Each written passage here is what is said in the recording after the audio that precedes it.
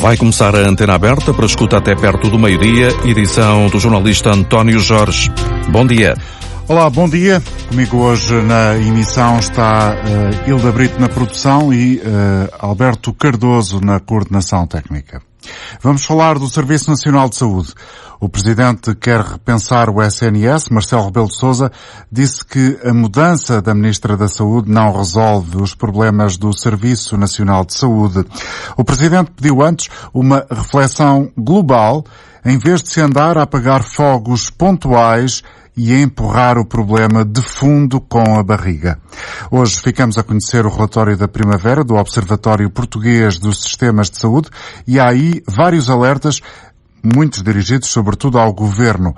Um deles é este: sem uma reforma estrutural, a prestação pública de cuidados médicos aos portugueses está a entrar em estado terminal. No relatório confirma-se que está também a acontecer uma entrega do Serviço Nacional de Saúde ao setor privado. Fala-se em falta de organização, ou pelo menos numa organização antiquada, na redução da produtividade, na menos capacidade de resposta do SNS aos utentes. Em funções, desde março de 2016, existem no Serviço Nacional de Saúde mais de 30 mil novos profissionais, dos quais 4.131 médicos, excluindo internos, e, ouça bem, 11.377 enfermeiros.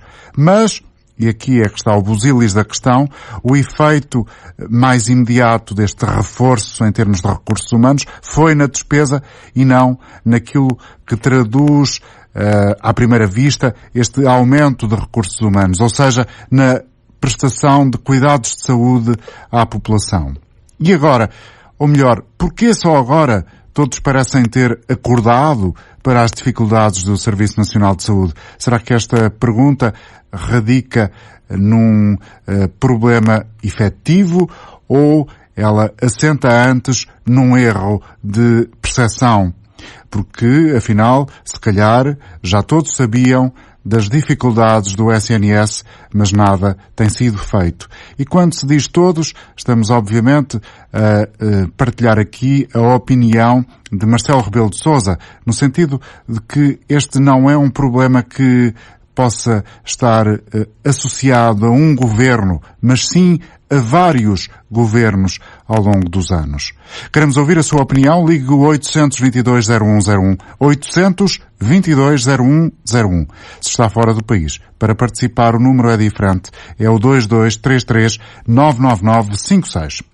O relatório da primavera do Observatório dos Sistemas de Saúde, que já fomos ouvindo detalhadamente na manhã da rádio, defende, portanto, uma reforma profunda na forma, na maneira, no modus operandi de como o Serviço Nacional de Saúde é governado.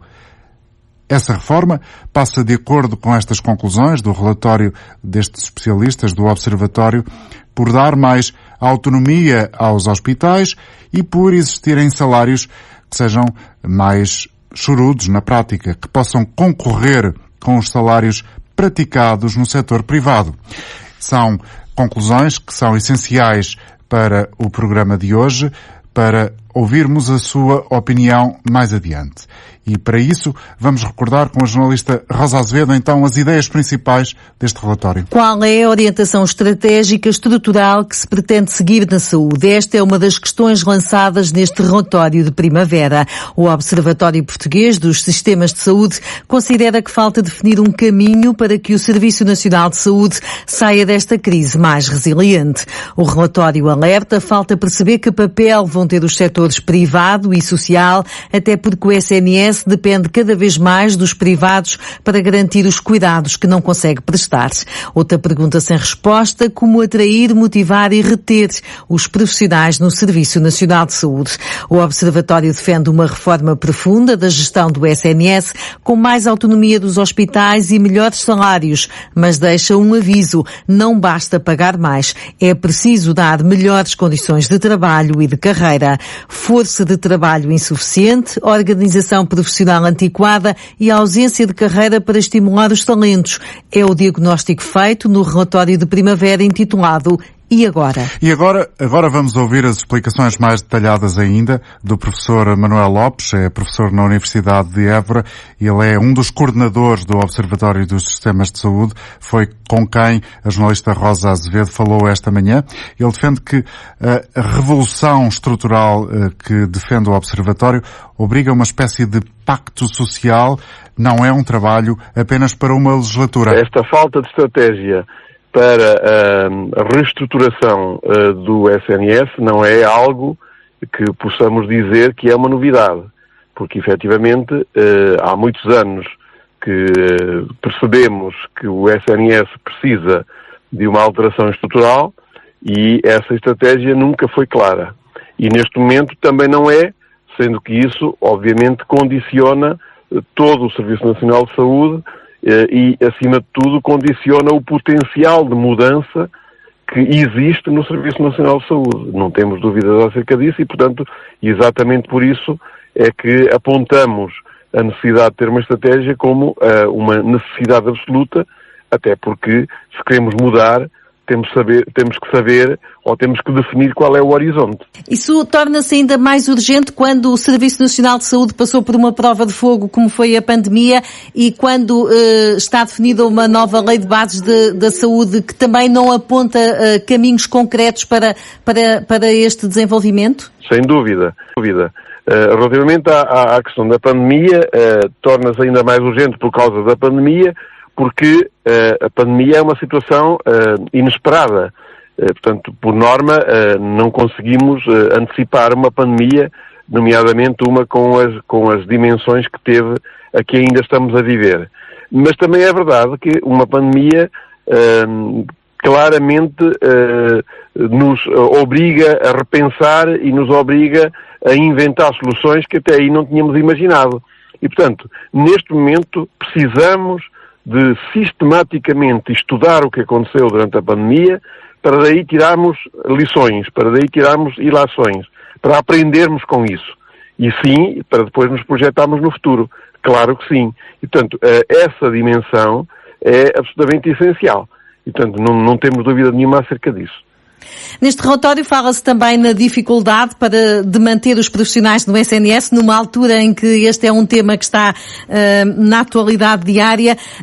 O que é que falha aqui? É a questão da autonomia dos hospitais? Num problema tão complexo como esse, eu diria que há um conjunto de razões, não há apenas uma. E também, nesse caso, não é um problema novo.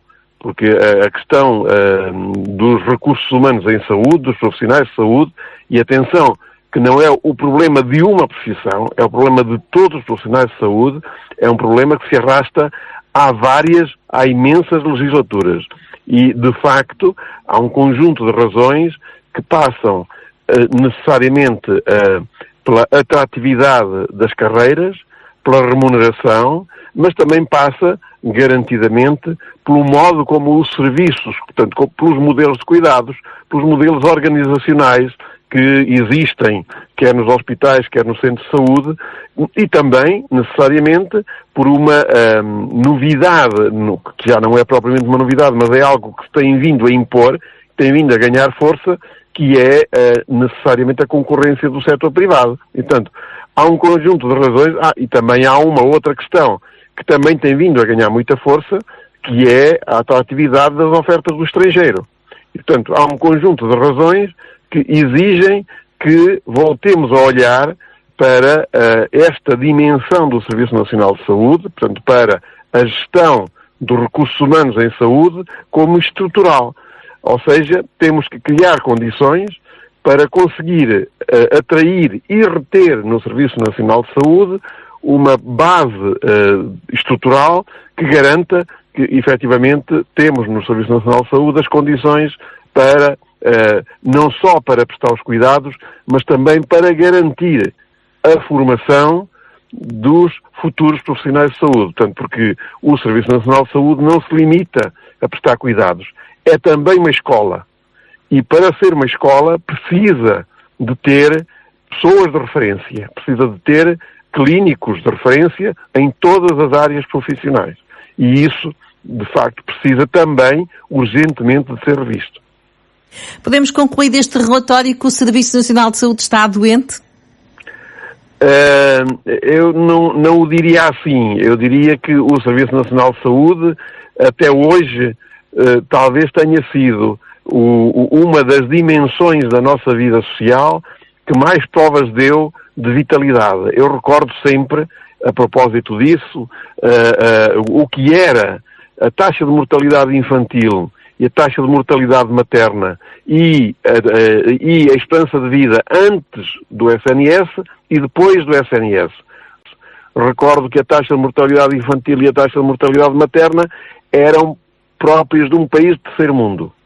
E, atualmente, é das melhores do mundo. Isto é um forte indicador da capacidade do SNS.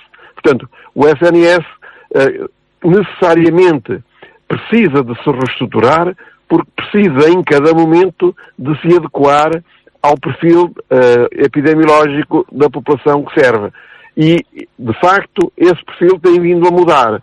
E não tem havido esforço para mudar o Serviço Nacional de Saúde de acordo com essa nova realidade. E, como tal, é necessário fazer essa mudança. Isso não quer dizer que esteja moribundo ou que esteja doente ou qualquer coisa dessa natureza. Tem uma enorme inteligência instalada, tem um enorme potencial e tem todas as condições para continuar a ser a referência que foi nos últimos 45 anos, se a memória não me falha. E, portanto, esse é um aspecto que não podemos de todo deixar em segundo plano. Só mesmo para terminar, falta dinheiro ou falta, sobretudo, organização? Faltará dinheiro com certeza, mas o dinheiro neste tipo de situação não basta pô-lo lá, porque se não houver alteração na organização, o dinheiro não resolve coisa nenhuma. Portanto, eu diria que falta organização e eventualmente em algumas áreas faltará dinheiro. Agora, temos é que fazer com que o dinheiro sirva de estímulo à mudança e não como simplesmente pôr dinheiro em cima do problema, porque isso não resolve. E é isso que tem sido feito nos últimos anos? Pôr dinheiro em cima do problema? Em alguma circunstância, sim. Veja-se o que está, por exemplo, vertido nesse relatório acerca dos recursos humanos em saúde, em que se demonstra que, efetivamente, apesar do aumento de contratações, não há aumento da produtividade. E, portanto, isso de alguma forma demonstra que simplesmente pôr lá dinheiro, nesse caso pôr lá mais pessoas, contratar mais pessoas, só por si não resolve necessariamente o problema, porque precisamos, de facto, de reestruturar, de novos modelos organizacionais, novos modelos de cuidados, porque, efetivamente, assim está provado que não será a solução. Manuel Lopes é um dos coordenadores do Observatório Português dos Sistemas de Saúde, ouvido aqui pela jornalista Rosa Azevedo a propósito deste relatório da Primavera, que deixa vários alertas, sendo que é preciso uma reforma profunda do SNS, seja eventualmente a ideia principal. Bom dia, professor Eurico Castro Alves.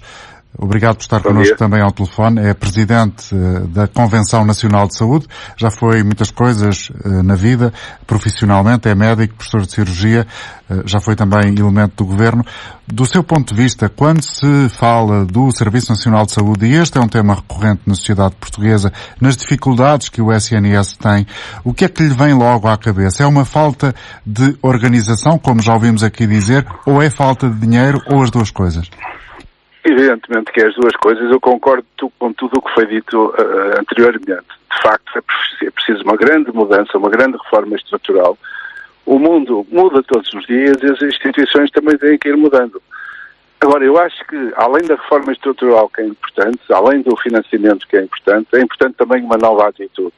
E eu acho que, nos últimos anos, o que tem acontecido é um descurar da relação com os profissionais do sistema de saúde. Os médicos são um ativo importantíssimo. Nós temos pessoas altamente diferenciadas, bem informadas, capazes de fazer melhor o que melhor há no mundo. E, às vezes, tanto é que estão a sair de cá, estão a sair às centenas. E, portanto, e muitas vezes não é só a questão remuneratória, é a forma como são tratados, a forma como lhes estão a dar as condições de trabalho, as oportunidades, etc. E, portanto, essa é uma preocupação que tem que começar a estar na agenda. que é tratarmos os nossos médicos com a dignidade a que eles têm direito. E isso, se calhar, é suficiente para os fixar no nosso Sistema Nacional de Saúde. E dignidade não é dinheiro. E dignidade não é só dinheiro. É muito mais do que isso. É condições de trabalho, é dar-lhes as oportunidades, terem a oportunidade de se formarem, ter o apoio, sentirem-se bem tratados. Muitas vezes mostram sempre o lado negativo da atividade da profissão médica e não mostram as centenas de milhares de atos médicos que todos os dias se fazem com sucesso e com muito sacrifício dos profissionais. E muito foram aplaudidos durante a pandemia, por exemplo? Exatamente, e muitos foram aplaudidos. Outros há que não souberam aplaudir e até questionaram algumas coisas, mas agora não é o tempo de olharmos para isso, o tempo é de olharmos para a frente e ver o que é que temos que mudar.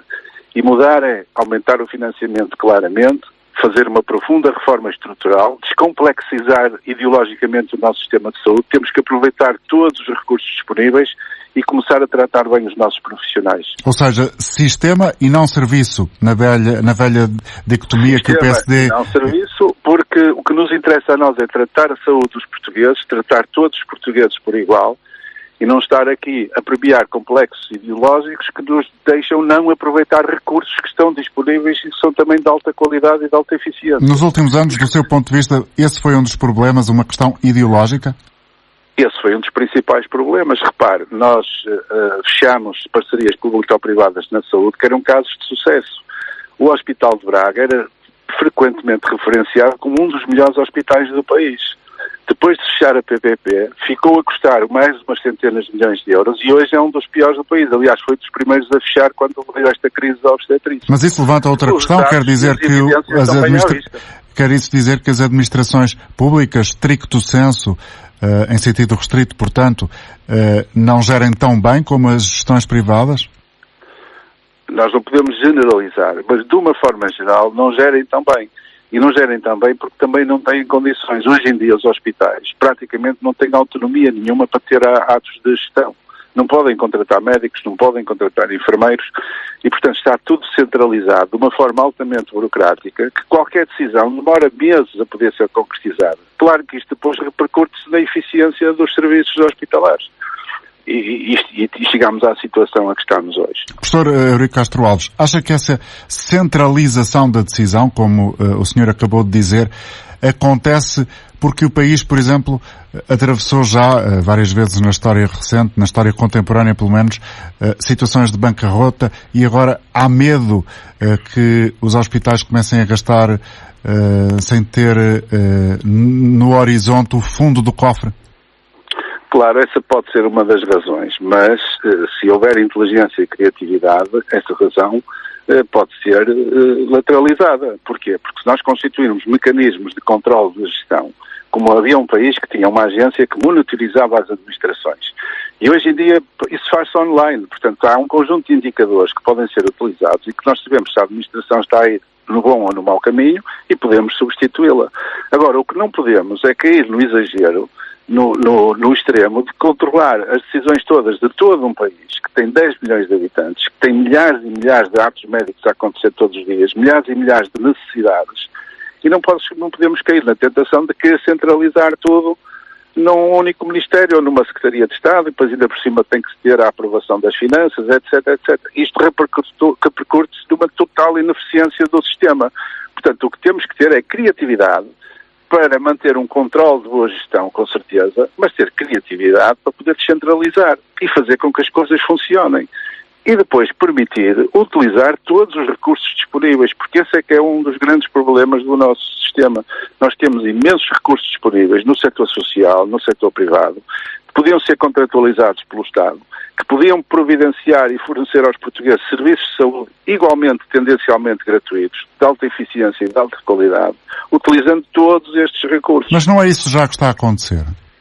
Está a começar a acontecer, mas falta dar um grande passo. E esse grande passo tem que ser dado por uma reforma profunda do nosso Serviço Nacional de Saúde, ou se quiser, do sistema de saúde, desburocratizando os hospitais, flexibilizando as gestões, tratando bem os seus profissionais, os médicos, os enfermeiros, e isto não falamos só de condições remuneratórias, que é permitindo-lhes ter boas condições de trabalho, e etc, etc. Portanto, há um conjunto de circunstâncias. Os diagnósticos estão mais que feitos. Pois. Já se tem falado tanto sobre isso, já toda a gente disse tudo. Só falta uma coisa, fazer. Obrigado, Eurico Castro Alves, Presidente da Convenção Nacional de Saúde, por ter também partilhado o seu pensamento com o nosso auditório. São 11h30, está a ouvir a Antena 1, a Antena Aberta, com a participação agora de Marcos de Oliveira, que liga do Algarve, Albufeira, é o sítio onde está, julgo eu. Não sei se é um algarvio de gema, se está aí de passagem ou de férias.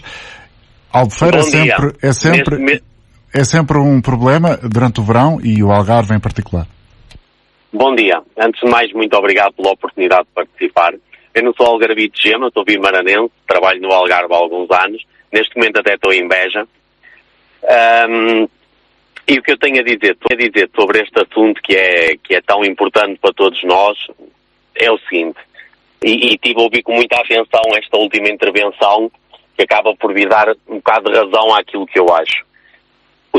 A única forma do Serviço Nacional de Saúde voltar a funcionar bem é com exclusividade dos médicos. Não há interesse neste momento que o Serviço Nacional de Saúde funcione bem, e eu dou alguns exemplos concretos. 5 milhões de portugueses... Não há interesse de quem? Dos privados. Aliás, a última intervenção, o que é que ouvimos? Parcerias público-privadas, os tratamentos serem feitos no privado... 5 milhões de portugueses têm seguro de saúde, eu incluído. Se o Serviço Nacional de Saúde funcionasse na perfeição, porque é que eu havia de pagar um seguro? Eu já pago segurança social. Eu dou-lhe outro exemplo. A minha filha foi seguida em Faro, em neurologia. E com neurologia, ela tinha epilepsia, ou seja, uma coisa muito sensível, não é? E quando começou a ser seguida, eu disse à médica que estava disposto a tudo, para ela ser bem tratada, inclusive fazer o tratamento do privado, que não me importava de pagar. E a resposta da médica foi, olha, eu só dou no público, mas o senhor está à vontade de seguir a sua filha aqui ou no privado. Eu optei pelo público e tive um tratamento extraordinário por parte daquele médico, apesar de ser uma coisa positiva. Eu não vou dizer o nome, mas a médica foi impecável. Neste momento a minha filha já teve alta com um serviço de luxo. Eu vou-lhe dar um outro exemplo. Há uns anos, em Guimarães, a minha esposa era seguida em obstetrícia no particular e eu fui a uma consulta ao particular e pagámos 70, 80 euros pela consulta, o normal. Quem me está a ouvir sabe que isto é o normal. E a médica estava a fazer a ecografia, a obstetra estava a fazer a ecografia e não conseguia ver muito bem. E então disse-nos assim, olha, logo à noite, eu estou de serviço no público, vocês chegam cá abaixo à triagem e diga que tem uma dor no fundo da barriga. E imediatamente vão a mandar subir e a máquina lá é melhor e eu consigo lhe dizer se é menino ou menina. Diga-me, como é que conseguimos que o sistema funcione com coisas destas? Isto é verdade ao pormenor. Obrigado, Marcos. Eu acho que se disser mais vai... mais uma coisinha. Ouça primeiro o que eu lhe vou dizer. Eu vou deixá-lo falar, evidentemente. O que eu queria sublinhar era esta ideia. É que tudo o que disser depois daquilo que contou aqui pode retirar importância ao seu testemunho. Percebe? Não vai tirar. Sr. António Jorge, porque o que eu disse aqui, e também podia dizer o nome do médico, porque quando você diz a verdade, e só a verdade, não tem que ter receio do que diz. Eu há dias fui a uma urgência pediátrica, a um hospital particular aqui no Algarve, onde eu fui bem tratado. Mas estavam dezenas de miúdos sentados no chão, como se fosse tal e qual um hospital público. Alguns daqueles pais, sabe Deus, onde é que foram buscar os 60 ou 70 euros para pagar aquela urgência. Para poderem alistar, porque é que estavam lá no chão? Porque no público não havia urgência pediátrica naquele momento. É o que temos ouvido de norte a sul do país, mais ou menos, em quase... Se o público funcionar, isto acaba tudo. Sim. Olha, muito obrigado. Obrigado, Marcos. Tenham um bom dia. Obrigado por ter participado. Depois de termos escutado esta opinião que nos chegou através do telefone por inscrição prévia do Marcos de Oliveira, que está connosco esta manhã em Beja, sendo ele um habitante do Algarve, mas natural de Guimarães. Seguimos com Jorge Oliveira. O Jorge está em Lisboa. Bom dia. Bom dia. Bom dia. Bom dia. Muito obrigado por me terem aqui na antena aberta. Bem, para já eu sou Jorge Oliveira, mas não sou da família do ouvinte anterior. Mas devo dizer que concordo com ele em grande medida. E desde já gostava de deixar aqui uma nota. Esta ideia de separação entre público e privado, não é, que está sempre a aparecer nos debates sobre o Serviço Nacional de Saúde, eu acho que ela já não é operativa. E não é operativa porque a promiscuidade entre público e privado é de tal ordem que já não podemos pensar os dois setores como separados. Como autónomos, como diferenciados. Como separados. Na realidade, como separados. Como realidades separadas, não é? Como o ouvinte anterior disse. Bem exemplificou, sim. Sim, eu tenho também variedíssimas experiências, não é? Não podemos ter um sistema em que os médicos sejam... Eu tenho o maior respeito pela profissão de médico, não é? Mas que os médicos sejam autênticos gafanhotos, perdoem-me a expressão, não é? Havia, há muitos anos atrás, uma coisa com o ensino superior privado chamado turboprofessor. E nós estamos numa situação de ter turbomédicos. Nós temos médicos que chegam a dar consultas em 4 clínicas diferentes e ainda vão fazer a sua perninha num hospital público. É impossível não só a pessoa ter a atenção necessária para exercer medicina, para fazer diagnósticos, etc., como também estar a limpar listas de espera nos hospitais públicos. É impossível isto acontecer. É impossível. Nenhuma empresa sobreviveria a isto. Se quisermos pensar em modelos de gestão e organização, etc. e tal, imaginemos uma empresa em que os seus trabalhadores estão constantemente a saltar de empresa para empresa em setores diferenciados. É impossível. Não funciona. Não funciona. E, portanto, eu também digo uma coisa, a exclusividade dos médicos não me parece que seja uma solução, porque, enfim, há tantas profissões que não têm exclusividade, não é? Por que impor aos médicos a exclusividade? Agora, parece-me completamente utópico querer equiparar os ordenados do setor público ao setor privado. Isso é impossível, porque eles são incomensuráveis. Portanto, esta ideia... Eu não sei qual é a diferença, não consigo imaginar. É gigantesco. É gigantesco. Eu posso lhe dizer que um jovenzinho que tenha saltado para uma clínica privada... primeiro, deixe-me só dizer este apontamento, é um bocadinho crítico, mas a verdade é que os jovens que saem hoje em dia das universidades de medicina estão à espera de ser milionários logo à cabeça, não é? Estão à espera de ser milionários à cabeça. Portanto, a profissão de medicina está já envolta naquela ideia, eu vou ser milionário com isto. Não estou a dizer que todos fiquem, mas estou a dizer que a probabilidade... Há uma tendência, eu quero dizer que há uma tendência. Eu não considero que é a generalidade, mas há uma tendência. Sim, a probabilidade é muito grande. O que é que isto provoca? Provoca que, de facto, aqueles que não conseguem dar este salto, não é? Aqueles que fazem, de facto, o serviço nas unidades de saúde, aqueles que são os médicos de família, etc. e tal, e que não conseguem estar a fazer esta espécie de maratona das clínicas privadas, não é? Começam a ver os outros e há uma espécie de, como é que eu ia dizer, inveja, chamemos-lhe assim, não é? E além disso, cria outra coisa também dramática e julgo que censurável, que é, eventualmente, a consciência nas pessoas, nos utentes, de que há médicos de primeira e de segunda e de terceira e por aí fora. Claro, obviamente, quer dizer, por exemplo, eu acho impressionante como é que os sindicatos nunca falam disto. Como é que os sindicatos não falam disto? Vocês querem resolver o problema das listas de espera nos hospitais?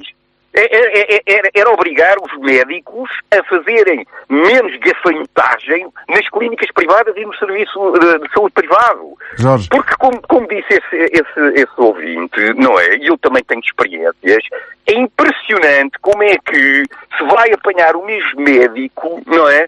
Em variadíssimas clínicas. Obrigado. E no setor público também. Obrigado pela sua participação, por ter vindo deixar aqui o seu pensamento connosco esta manhã. O Jorge Oliveira a falar-nos de Lisboa. No Porto está Jerónimo Fernandes. Eu sei que o Jerónimo é médico. Bom dia e obrigado também por mais uma vez participar no programa. Sim, bom dia e obrigado. Esta questão da saúde e da reforma estrutural do Serviço Nacional de Saúde, pois é um aspecto e é um assunto de tal modo complexo. É uma grande cebola, para utilizar uma expressão popular que as pessoas percebem, é tão complexo, tem tantas camadas. Exatamente, tem tantas camadas que depois aqui está imbricado as diversas visões, as visões legítimas dos diversos agentes da sociedade, tal como, concretamente, os dois últimos cidadãos que tomaram a palavra e que são, na sua cidadania, expressam aquilo que lhes parece. Mas, tal como nós, os profissionais, eu aqui como médico e outros, quando vamos às urgências, temos sempre uma visão parcial e circunstancial de um problema, repito, de tal modo complexo, mas cuja dificuldade de gestão e de contenção de custos e de resolver o problema do acesso dos cidadãos a esse serviço, que não está garantido, já está diagnosticado há décadas, pelo menos há 2 décadas ou 3, sendo certo que o período em que o Serviço Nacional de Saúde teve melhor performance foi provavelmente na década de 90. A partir de 2000 e pouco, o sistema começou a degradar. Os sinais foram sendo dados, os diversos relatórios foram feitos e, tal como o relatório da primavera agora do Observatório dos Sistemas de Saúde, e que os colegas, nomeadamente o Eurico Castro Alves, que já desempenhou várias funções a nível de institutos e da entidade reguladora de saúde, Infarmed e tudo isso, portanto, aqui há uma questão base que, se me perguntassem qual é o principal problema onde apostava para tentar resolver o problema do Serviço Nacional de Saúde ou do Sistema Nacional de Saúde, melhor dito, porque atualmente o sistema público já resolve alguns dos problemas ou complica alguns dos problemas, depende da perspectiva, e está diretamente relacionado com o que eu vou dizer, com a tentativa de solução única ou, digamos que prioritária, porque não integra os sistemas, os modelos privados e social. E então, qual a principal medida? Integração informática dos atos de gestão e dos atos de produção dos diversos intervenientes. Ou seja, uma espécie de processo clínico único. Tudo, quer do processo clínico, no que diz respeito ao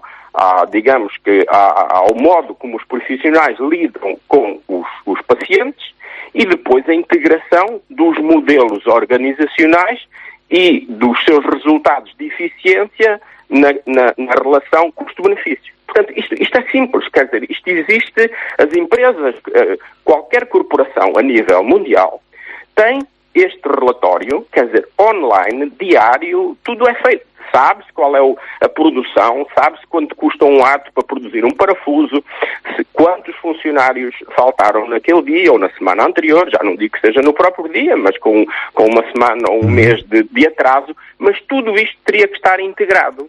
E quem faria a gestão, quem faz a gestão e tem a obrigação de a fazer, claro que depois há muitos interesses instalados, já sabemos, uns puxam para um lado, as corporações puxam para um lado. Pois esse é um grande problema e difícil de ultrapassar, as quintinhas, não é? Sem dúvida, mas se não tivermos isso escrito de modo linear, e isso só se supera através de uma integração informática do modelo, todos andam aqui a tapar o sol com a peneira. Jerónimo, muito obrigado pela sua colaboração. Jerónimo Fernandes a falar do Porto, médico. É também médico intensivista, em particular. O convidado que trago também agora, Gustavo Carona. Bom dia, obrigado por estar connosco. Temos ouvido muito falar de si por várias razões, não só pelas suas atividades, eu diria humanitárias, não sei se a palavra é adequada do seu ponto de vista, mas também por aquilo que tem vindo na praça pública dizer sobre a pandemia, por exemplo. Eu gostava de o ouvir sobre esta questão que eu diria que é, e não sou eu que o digo, é o relatório do Observatório dos Sistemas de Saúde, que é estrutural na sociedade portuguesa, no sentido de, ao que diz o Observatório agora neste relatório, não existir uma estratégia para o que queremos do SNS. Qual é a sua visão? Bom dia, obrigado pelo convite, espero ser útil. Bom, é interessante, não é, que todos os portugueses têm uma opinião sobre este assunto e têm toda a legitimidade para o ter, mas parece que hoje em dia as opiniões ao acaso contam tanto como opiniões de pessoas que estão lá dentro e que conhecem os problemas e que, acima de tudo, dedicaram a sua vida para que todos os doentes possam ter o melhor atendimento possível. Esta palavra estrutural, que tem sido repetida por quase todos os intervenientes políticos e comentadores políticos, não sei muito bem o que é que quer dizer. Na minha leitura, não é? Aquilo que me parece bastante óbvio é que a qualidade do Serviço Nacional de Saúde depende da qualidade das pessoas que lá estão, da qualidade e da quantidade. E aquilo que nós temos vindo a ver nos últimos anos é uma diminuição da quantidade de pessoas e muitas vezes até atraídos pelo estímulo da remuneração económica, vemos pessoas com muita qualidade a sair do Serviço Nacional de Saúde. E eu sinto, na minha opinião, obviamente, que a maior qualidade em termos de exercício da medicina, embora isto não seja uma competição, ainda acontece no Serviço Nacional Público, mas acho que o crescimento dos privados tem vindo a ser o maior responsável pela degradação do SNS. Há pessoas que conseguem ver esta coexistência de uma forma muito simbiótica, de uma relação win-win, em que toda a gente fica a ganhar. Eu, pessoalmente, quando penso naquilo que é a saúde em Portugal, não penso naquilo que é melhor para mim, nem para os meus pais, nem para os meus amigos mais próximos. Eu estou a pensar num Portugal que tem mais de 2 milhões de pobres e estou a pensar numa premissa que para mim é inegociável, que é o acesso aos cuidados de saúde tem que ser igual para todos. Na minha opinião, o estatuto económico e social não pode, de alguma forma... E tal como diz a Constituição, tendencialmente gratuito? Pois, tendencialmente gratuita, e penso que o Serviço Nacional de Saúde é, salvo, não é? As taxas que têm que ser pagas aqui e ali, de uma forma geral, é gratuito, e acho que era importante também, António Jorge, se me permite, que se falassem em números da medicina. As pessoas têm uma certa aversão em transformar vidas em números, e claro que esta transformação não é feita numa fórmula matemática, mas salvar vidas custa dinheiro. Eu, por exemplo, nos cuidados intensivos, gostava de dizer às pessoas que uma diária, digamos assim, nos cuidados intensivos, isto depende de variedíssimos fatores, mas custa cerca de 2 a 3 mil euros, em média, por dia.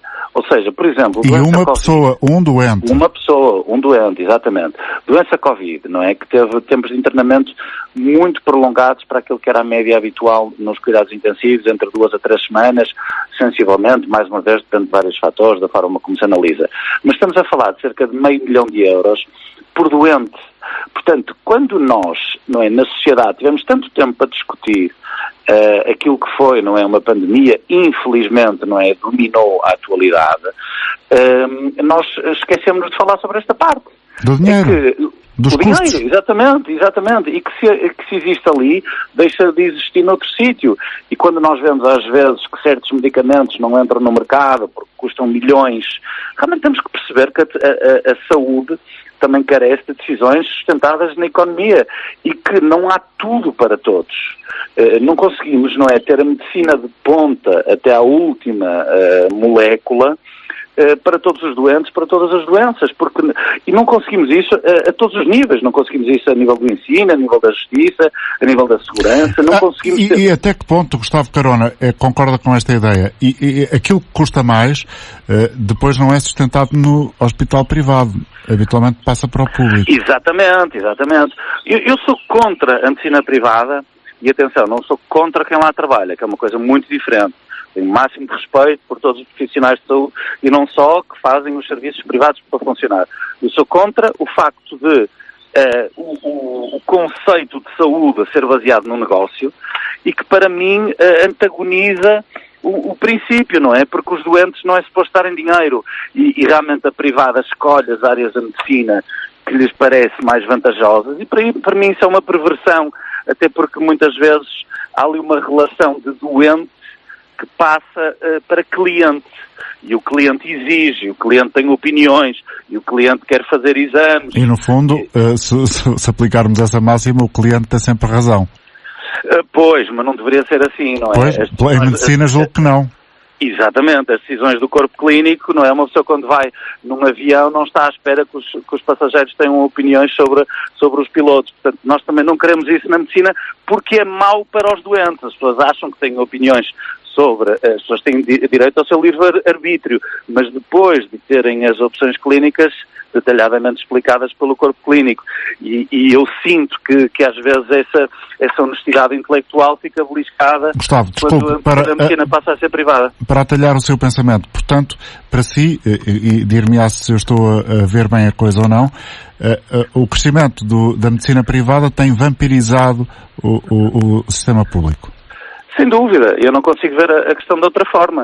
Ainda não consegui ler ou ouvir ninguém que me conseguisse refutar esta premissa. Quanto mais crescerem os privados, mais prejuízo vamos ter no Serviço Nacional de Saúde. Quer em termos de recursos humanos, quer em termos de distribuição de verbas para a saúde.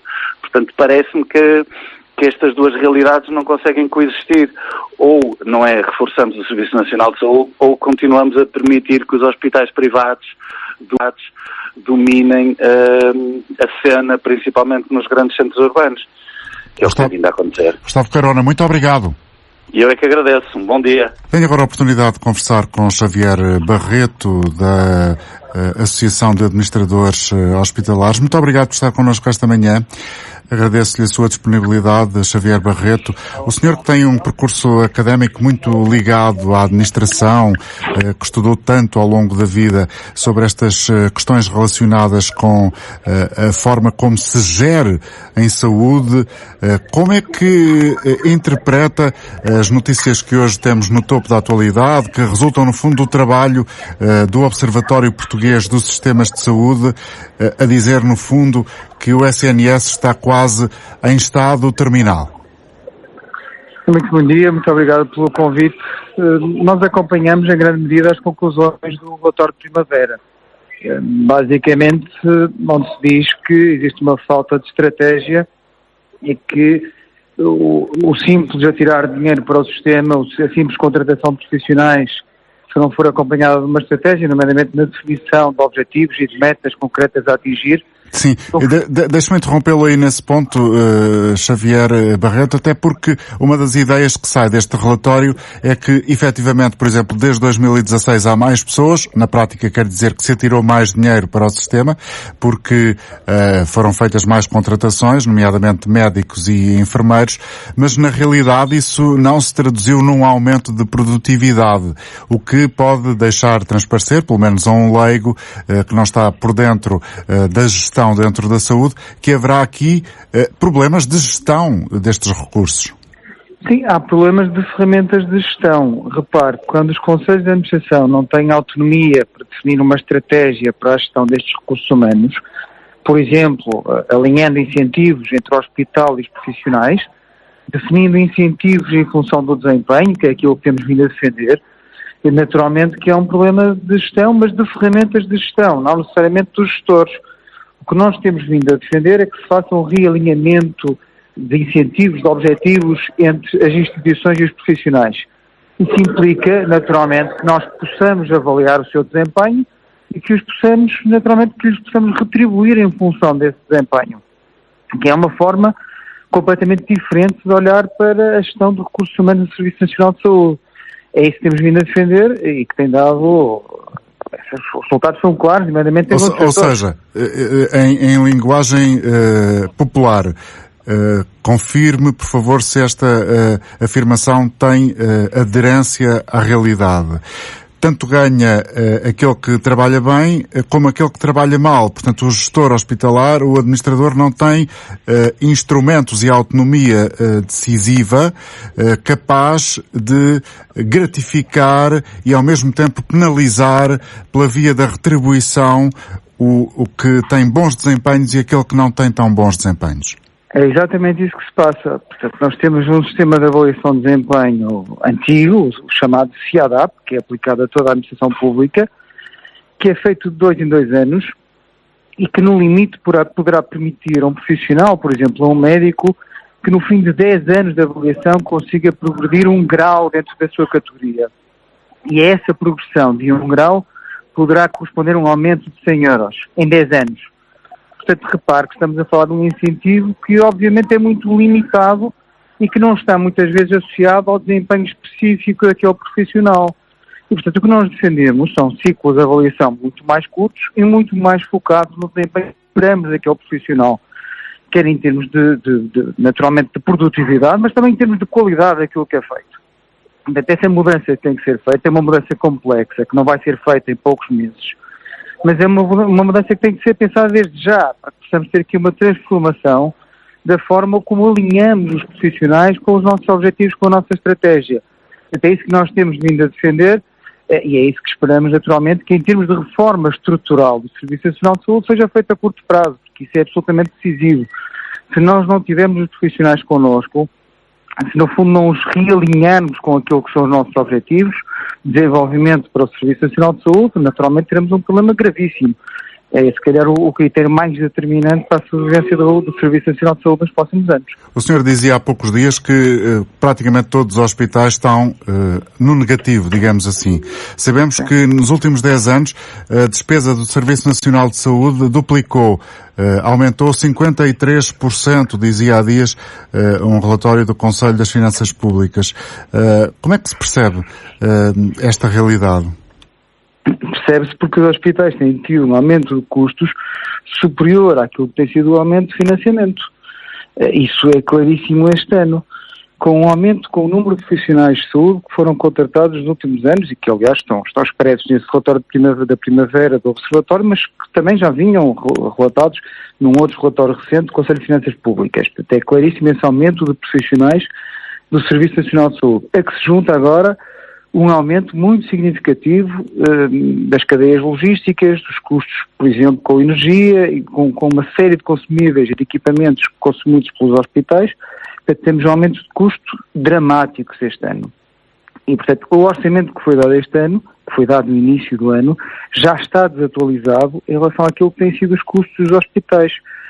E, portanto, de facto, neste momento, eu diria que todos os hospitais EPE estão com resultados negativos, o que naturalmente prejudica muito a sua atividade. Repare, um hospital que sabe logo à partida que está a fazer uma compra de um equipamento, de um consumível ou o que seja, e que sabe logo à partida que não vai conseguir pagar no prazo que estava pré-definido, naturalmente que vai negociar em muito piores condições, como é óbvio. Portanto, o fornecedor não faz o mesmo preço se a expectativa de receber não for a mesma.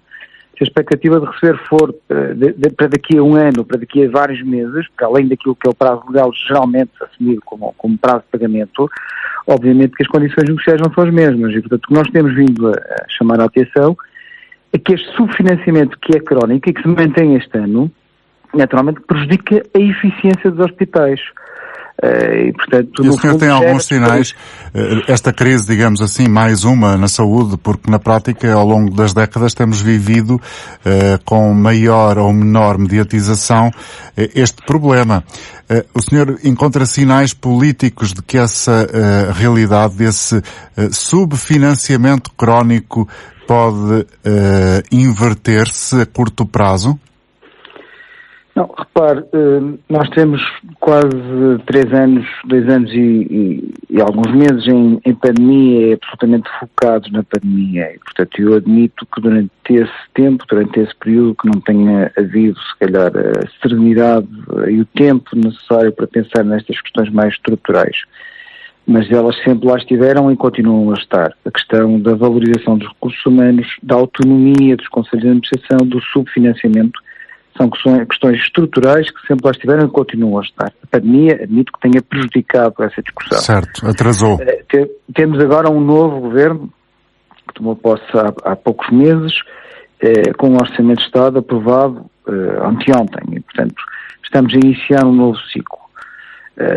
O que se espera, naturalmente, é que neste novo ciclo exista essa disponibilidade para pensar questões mais estruturais, que estão naturalmente relacionadas com o financiamento. Isso é absolutamente claro, que se os custos aumentam e estão a aumentar dramaticamente, e se queremos manter um Serviço Nacional de Saúde sustentável, temos que aumentar o financiamento, isso é inevitável, mas também há questões de eficiência, que são, como lhe disse, muito prejudicadas pela falta de autonomia de gestão, e há questões relacionadas com a valorização dos recursos humanos.